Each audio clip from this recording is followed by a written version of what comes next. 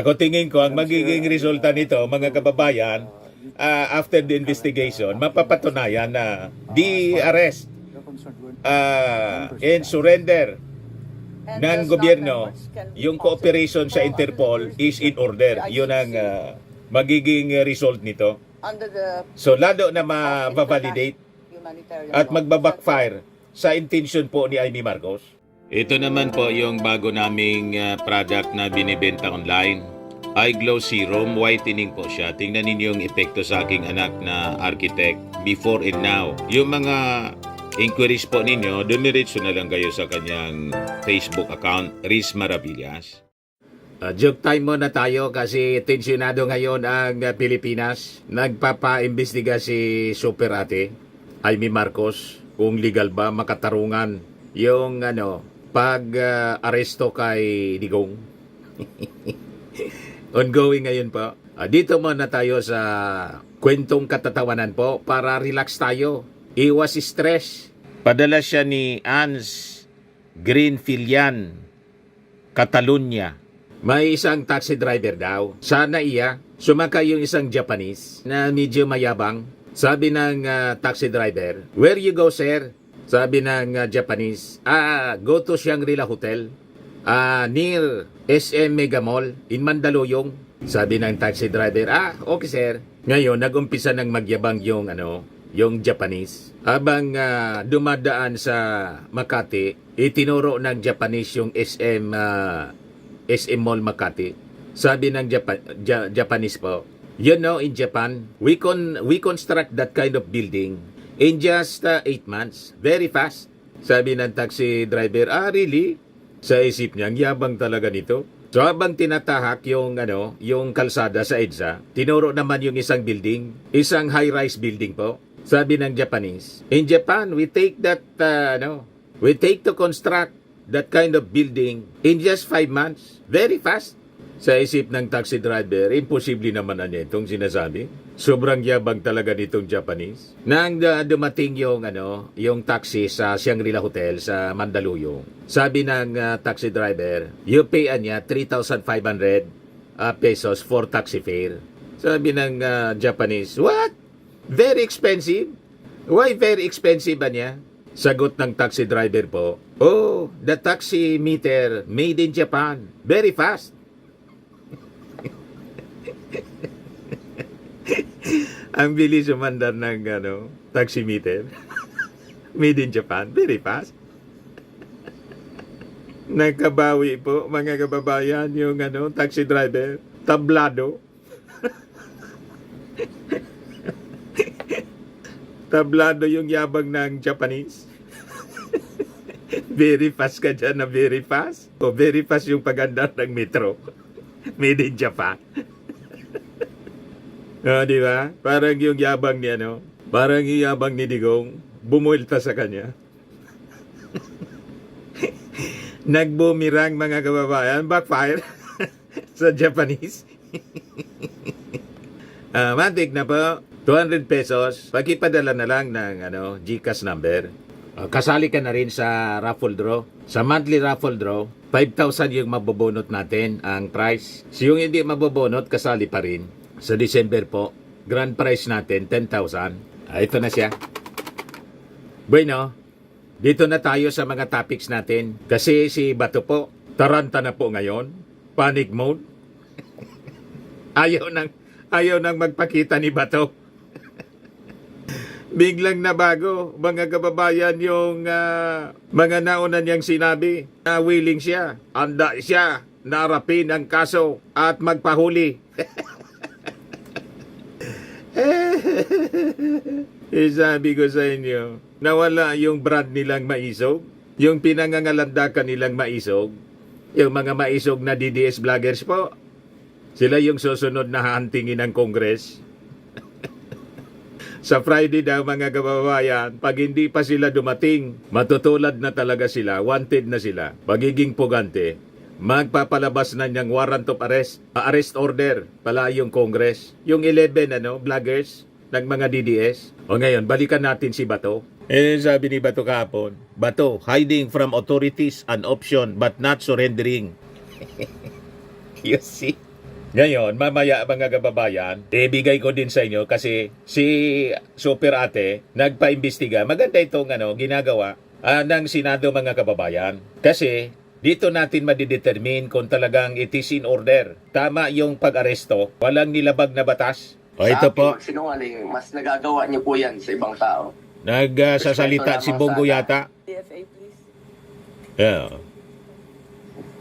Ito yung congressional Madam hearing. Chair, good morning. Yes, you recognize Pakinggan first muna Department natin of mga Justice. kababayan ito before nating balikan si To Bato. the best of your knowledge and in the consideration of the DFA, we are not a member of the ICC. Your Honor. Thank you.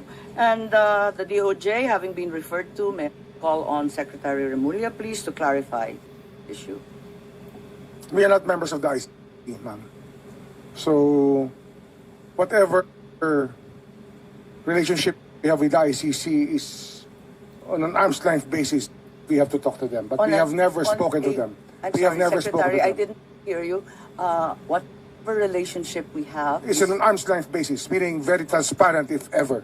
But we have never spoken to them. arm's length. Yes, ma'am. So you have had contact. No, ma'am. Arm's length.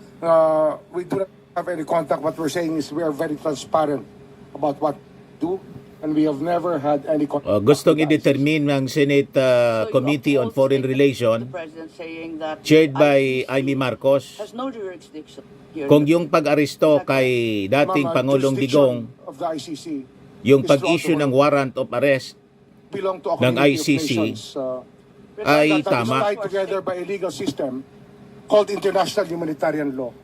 It is being adopted by more than 150 countries in the world. International humanitarian law, which became a law in 2009 or 2010. And that law, that domestic law, is what we adhere to in this case. Are you referring to RA 9851? Yes, ma'am. Because you indicated the date is 2009. Is that correct? Yes, ma'am. Thank you. So therefore, we are not members of the ICC. We are not members of the ICC since President Duterte withdrew our membership in 2018, effective 2019. Okay. That being the position of the DILG, I assume that Secretary Remulla in the DILG also maintains the same. Yes, ma'am. I refer to the of the Department of Justice. And the PNP, General Marbil, please. Yes, Madam Chair. Thank you. If that is therefore an unqualified yes, and you are in agreement with the President that the ICC has no jurisdiction whatsoever, what was the DOJ referring to as the ICC's jurisdiction in the Philippines being different from us being a member? What is the distinction, please? Ma'am, the ICC tries people for individual crimes, not states. So the Philippines, the state, cannot be called upon by the ICC to do something for. When the ICC is running after individuals who are Filipino citizens, then it becomes another kind of obligation. So that therefore, the Senate ratification ICC at Gustong the time i-determine it is kung ratified tama ba is no na regardless nakipag-cooperate will fall mga under the kababayan jurisdiction of ang ICC. ating gobyerno International sa Yes, yes, Interpol. madam. Maganda din ito na pinatawag ni Yes, madam. Amy Marcos para When- matuldukan when po there are ang individuals controversy. When our individual being asked by the ICC to explain, it is another matter as a state is different from an individual. We all know that we have to, I think that is the not the individuals question. being charged by the ICC will have to face the ICC. I'm perplexed. A made it very clear that as we withdrew, we are no longer a state party to the treaty, and now you're saying that we can nevertheless fall under Pro digong po under si the si Amy generic Marcos. rubric of international humanitarian. Isusupport niya daw hanggang So it dulo. doesn't matter Pero whether we tingin sign ko or po do not magbabackfire sign. itong Ratify investigation Doesn't ni matter, Amy. ma'am. It Doesn't makes no matter. difference. There's no difference anymore. Are you certain? I'm certain. Okay, Attorney Saret, please, from DFA. Is that the position of the DFA? Ako tingin ko, ang magiging resulta nito, mga kababayan, after the investigation, mapapatunayan na the arrest and surrender And ng does gobyerno, not members can be yung cooperation sa possible Interpol under the is in order. jurisdiction Yun ang of the ICC, magiging result nito. under the So, lalo na ma-validate humanitarian at law. magbabackfire sa intention po ni Amy Marcos. Yes, ma'am, I think, because we, under the What's the use of signing or ratifying a treaty if it bears no weight? defer, ma'am. So, ang mangyayari nito, ang prediction natin, imbes na makatulong kay, kay Digong, lalo na mababalidate na tama yung ginawa ng ating gobyerno, o di nakatulong sa ating sa posisyon ng ating administrasyon. Under dual jurisdiction, as what the Supreme Court in one case already mentioned, that we still have residual jurisdiction.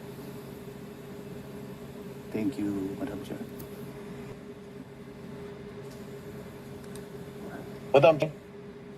I'm a little bit perplexed given that you are part of the executive. The president has said, as he said for the 100th time, that we are not under ICC. Why is the SOJ that we are nevertheless somehow, in some miraculous way, under the rubric of Gusto niyang tulungan si international Digong. humanitarian law? Yan ang intention na Amy Under its Marcos. Pero jurisdiction. tingin ko, imbis matulungan niya, Your lalong Honor, na diin. it is not the Philippines that is under the it is the individuals who are charged by the ICC, which is the jurisdiction. There is a distinction, ma'am. Please explain. As non-members of the ICC, and as a state, that has no jurisdiction over us, as a country. But over the individuals who may have committed crimes that violate international humanitarian law, that is a universal value being held by the whole world today. That people cannot cross borders behind boundaries so that they can run away from law. International humanitarian law is something adopted. Principles are adopted by most countries throughout the world, Your Honor. Kayang-kayang idepensa ni Remulla po, Are you magaling na in position, abogado. Therefore, that international humanitarian law, as you said, is customary law. The consider. It's already customary law now. As we speak, it has become customary law throughout the world. Procedural and admin matters do not form part of customary law. Surely, the Secretary is well aware that procedural and administrative matters will still have to comply with the laws of the land. Of course, this goes without. Okay, thank you. Senator Jinggoy, I think you wanted to interject at this juncture, Mr. Senator. Yes, Madam Chair, thank you very much. The DFA, the DOJ, the DILG, and the PNP has already admitted that we are not members of the Philippines is not a member of the ICC. Therefore, why did we surrender a Philippine citizen before the ICC? Anyone can answer, Madam Chair. We surrendered an individual to the ICC who was a subject of a. That's what we did.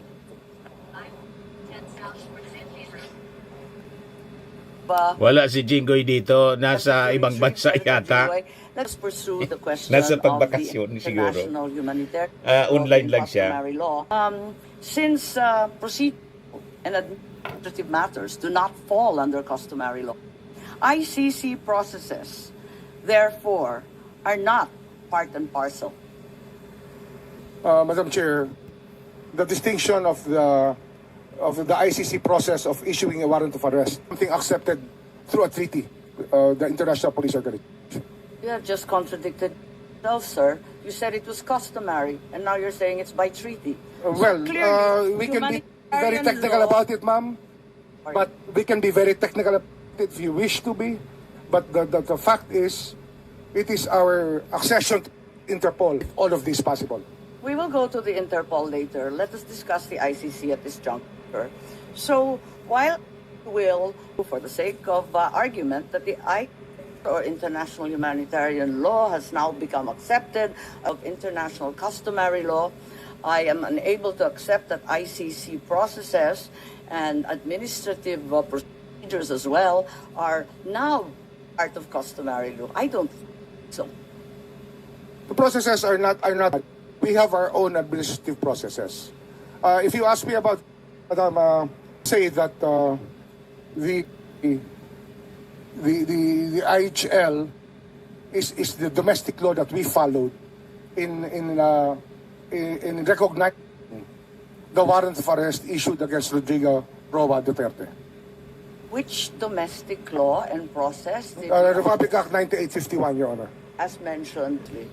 Yes, as been mentioned previously, and within the provisions allows us to May batas tayo. options at extradition or surrender. We chose the executive mode, which is surrender.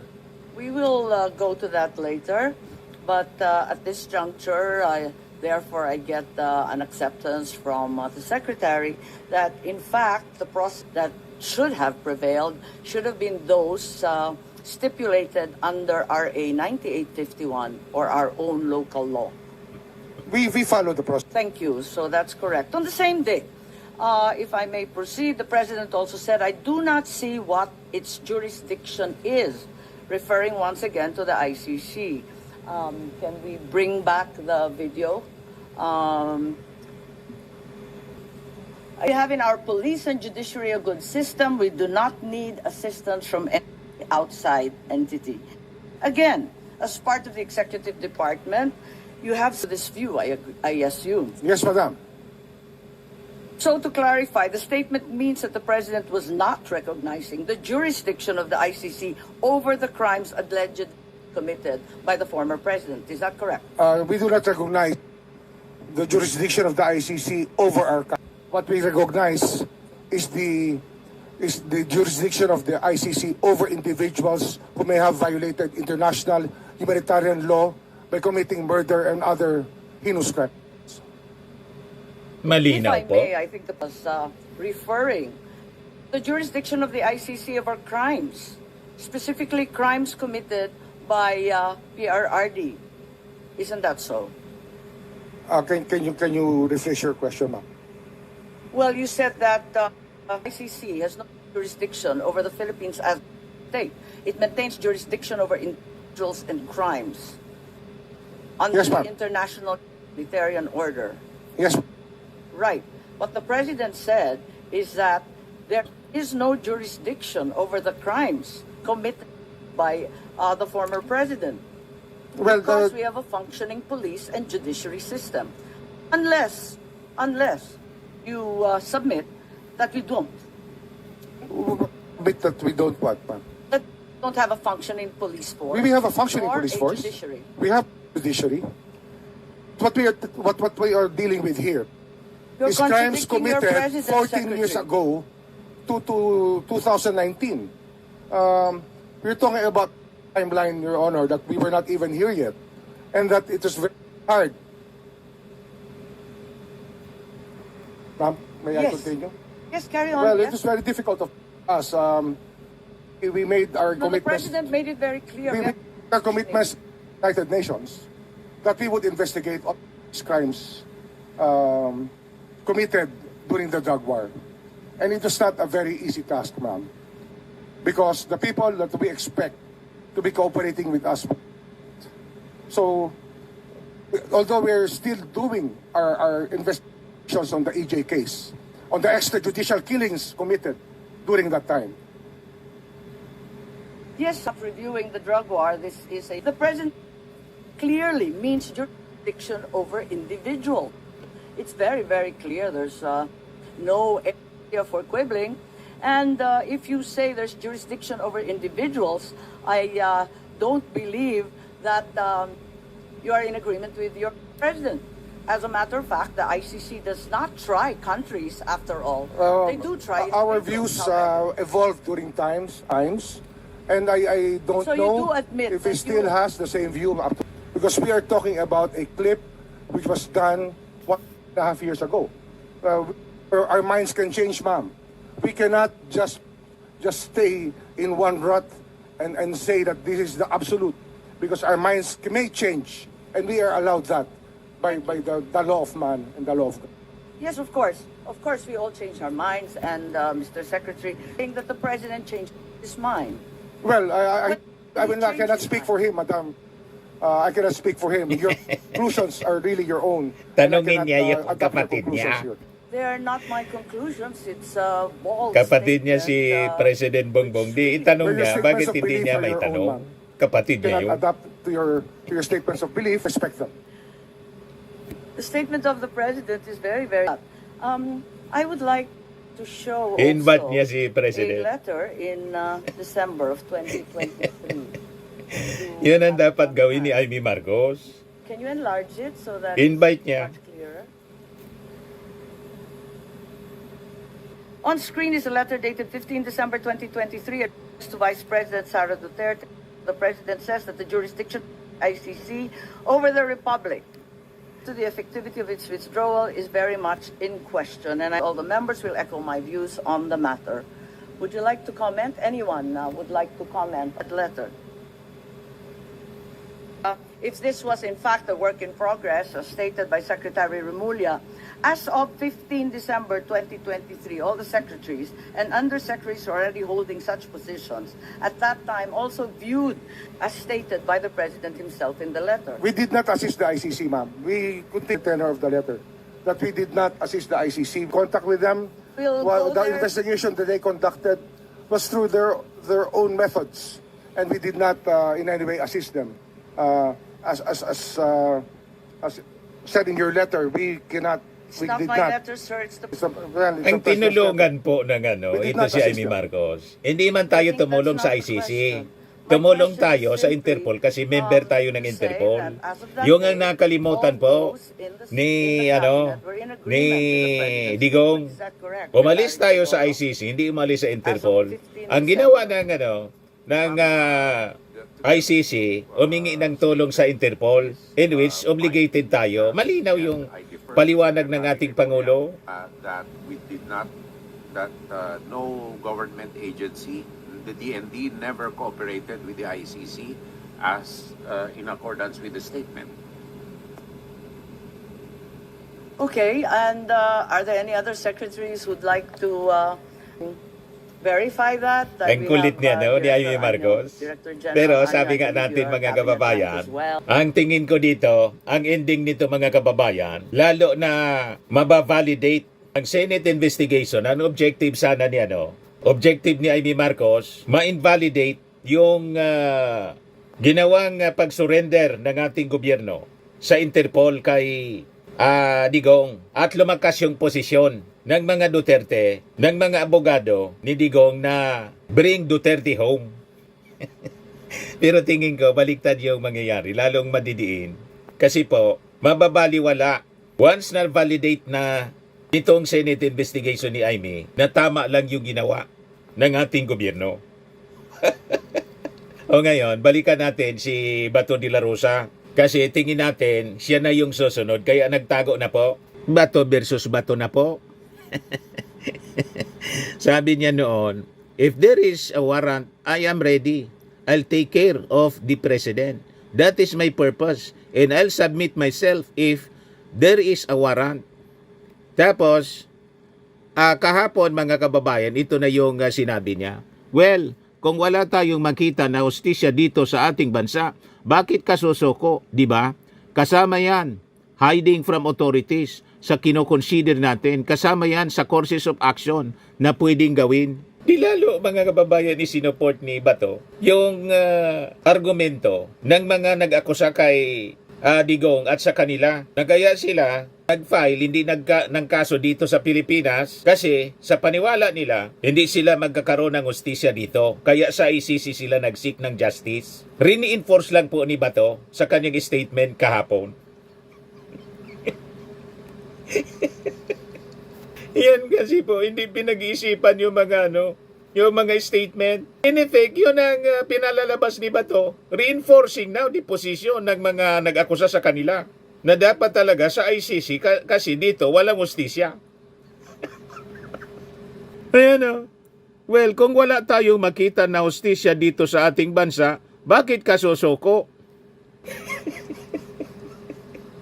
O diba? Kaya yung mga posisyon nila, sila mismo yung bumabasag na dapat sana niya, hindi sa ICC. Dito kami, kung gusto ninyo kaming ikaso, dito sa Pilipinas, may justice system man tayo rito. Di ba yun ang posisyon nila? Pero sa statement ni Bato, ang sinasabi niya, wala siyang makitang hustisya rito, kaya magtatago siya. Pero noon, ang tapang-tapang niya, no? Ang tapang-tapang ni Bato. Ayan si Bato noon, mga kababayan, pakinggan natin. Go ahead, make my day, Mr. Trillanes. Sabihan mo. Sige ka lang, ngak dyan ng ICC. Sige. Go ahead. Kahit sumama ka pa, mag-serve ng warrant. Sumama ka. Ikaw mismo magpusa sa akin. President Sabi natin mga kababayan, huwag kasi masyadong nagyayabang.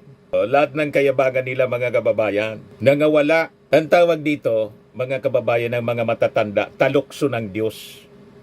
Kasi, pati yung Diyos mga kababayan, pinagmumura ng amo ni Digong, amo ni Bato, pinagmumura ni Digong. Kaya, tinalukso sila. You see, balikan natin mga kababayan yung Senate hearing ni Amy Marcos. And the Philippines would not lift a finger, in the words of the President. ICC never had does not have jurisdiction over the Philippines. And we did not lift a finger to help them at all. So we affirm that we never... conducted an investigation here, but probably Bakit nabanggit ng Pangulo na meron ng Hindi na tayo tumulong sa ICC. Tumulong tayo sa Interpol. entry and that in fact they were welcome? Kaya ibig sabihin... Yes, please. Yes, ma'am. It's really important that we know the context by which the President gave the statement. If we do not know the question, we the answer. I think that it's very basic, ma'am. Itanong niya nga kay, kay brother niya, makulit si Amy. Kapatid niya, hindi niya kinakausap para itanong kung anong ibig niyang sabihin. Understanding is that it was an interview as is usually given by public officials. Yes, ma'am. But it's usually the context by which we are asked a question. Kung ako si Rimulya, sasabihin ko kay Amy Marcos, ma'am, why not ask your We cannot brother? give you a complete answer to this question, ma'am. Perhaps Ask it will him. be clearer. He is your brother. 2024, the President was quoted as saying, "If you wish of Duterte, we will not block the ICC. We will not just cooperate." I think this requires no context. It's pretty straightforward and direct. Well, we also want to know his response to what stimulus, because if there's a Yan ang question, problema, we want to know, hindi but sila we still nag-uusap know- ng maayos we still ng want to know kapatid the niya question. na si Bongbong Marcos kasi dumikit siyang dumikit. He was Mas asked dumikit if he siya kay approved of the Duterte. presence of the ICC in the Philippines. There's some awareness in the public and in the media that the ICC was already here. So they asked the President, "What do you think?" And he said, "We will not block them. We will not just cooperate." There's clearly a change in tone and in order. Well, if they have not violated any law, I don't think that we should be alarmed at anything that they're doing here, as long as they are not violating our laws. What does not blocking the ICC? Non-cooperation, I think we mentioned that. Well, cooperation, because we never, up to now, had any communication with the ICC, officially or unofficially. Again, I remind you of the President's statement earlier, will not do anything about the ICC as long as they don't do anything illegal. Wala nga. Is tantamount to blocking the ICC and not cooperating? Ang kulit, paulit-ulit si Amy Marcos. Wala nga, di tayo nakikipagtulungan sa ICC. Pero sa Interpol, oo. Simply that, previously, the President said that the government do anything about the ICC Paulit-ulit like po. you, commented on, unless they do something illegal in the Philippines. Is this not tantamount to blocking the ICC? Well, blocking the ICC, we never knew that they were here. We cannot do something that we do not even know our people who are supposed to be blocked. So I don't see the logic, man. No, it's a simple question, straightforward. As of November 14 last year, ang sinabi ng Pangulo, no blocking, pero no cooperation din. Tama? Marahil yun siguro ang dahong Tagalogin natin, hindi tayo tutulong sa kanila. Hindi tayo tutulong. tutulong. Hindi tayo hahadlang, ngunit hindi tayo tutulong. Yung paghat lang kasi, wala. ng anuman investigasyon, pwera lang kapag illegal na ang ginagawa. Pero Ganun nga ho yun. hindi rin tayo tutulong. Ganun ho yun eh. Nanguhuli lang po tayo pag may ginawa hong mali. Pag Pero ginawa ang hong ibig paglabag sa sabihin, batas. Ang maliwanag dito, nag-umpisa na ang investigasyon. As of November nung Hindi ko po Eh, masasabi yun. Kasi Bakit wala sas- po akong contact, wala po akong alam na ganung hong usapin. Pwede silang pumasok rito, basta't walang gagawing Ibig illegal. sabihin, hindi pa nag-uumpisa, so nagsasalita lang ang presidente ng kusa. Hindi nga ho sa Iba, tanong, ang problema ho, sa dating salita, ang problema ho, kung wala, hindi natin alam paano natin malalaman kung paano ba niya sinagot yung tanong sa ganung paraan.